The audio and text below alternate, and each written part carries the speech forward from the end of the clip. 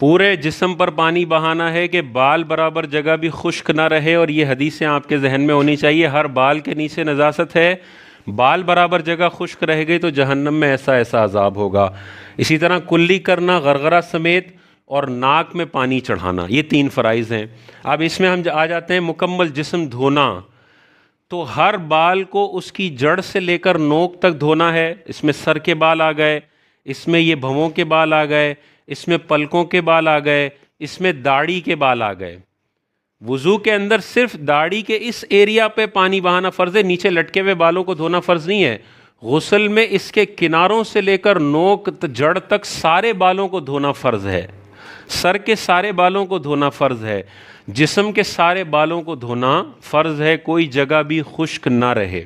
اور جہاں پہ پانی خود بخود نہیں پہنچتا وہاں پہ بتکلف پانی پہنچانا پڑے گا. جیسے بغل والی جگہ ہے، یا کوئی موٹے بدن کا ہے، بھاری بدن کا ہے، تو جسم پہ بل پڑ جاتے ہیں، تو بلوں کو کھول کر وہاں پر پانی پہنچانا پڑے گا. اگر کوئی بھی جگہ خشک رہ گئی تو اس کا غسل نہیں ہوگا، اور غسل نہیں ہوگا تو پھر آگے اس غسل پہ وہ جو نمازیں وغیرہ پڑھ رہا ہے وہ نمازیں بھی نہیں ہوں گی. اسی طرح زیور وغیرہ پہنا ہوا ہے تو زیور کو اس طرح ہٹانا پڑے گا کہ زیور کے نیچے والی جگہ بھی دھل جائے، اور اگر ہٹانے سے بات نہیں بن رہی تو زیور کو اتار کر نیچے پانی پہنچانا فرض ہوگا. بیٹھ کر اگر آپ غسل کر رہے ہیں تو بیٹھنے کی وجہ سے کوئی چیز دب جائے گی، آپ کے پیر دب جائیں گے، ان کو کھول کر پانی بہانا ہے.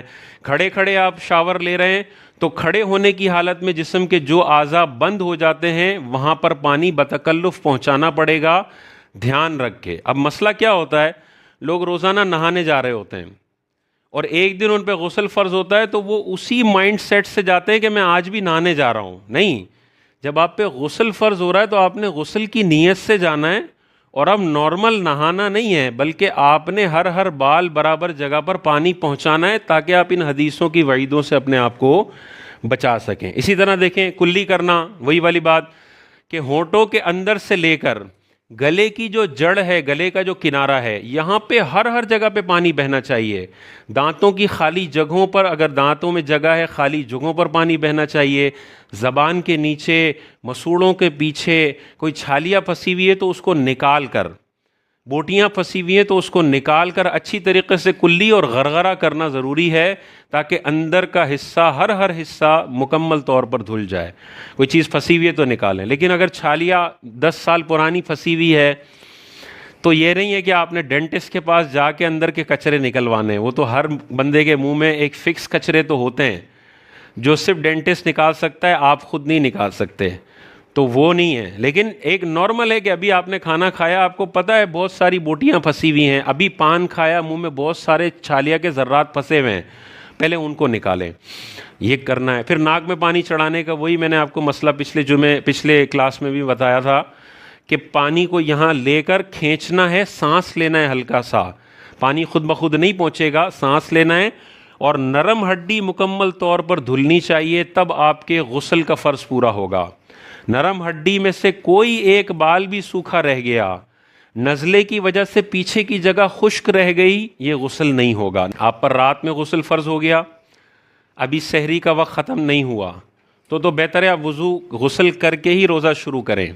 لیکن آپ آخر میں اٹھیں، اب یا سحری کر لیں یا غسل کر لیں، تو پھر آپ کے لیے آپشن ہے کہ آپ ناپاکی کی حالت میں بھی روزہ شروع کر سکتے ہیں. روزہ شروع کرنے کے لیے پاک ہونا ضروری نہیں ہے، لیکن روزہ شروع ہونے سے پہلے 2 فرض آپ پہلے ہی پورے کر لیں.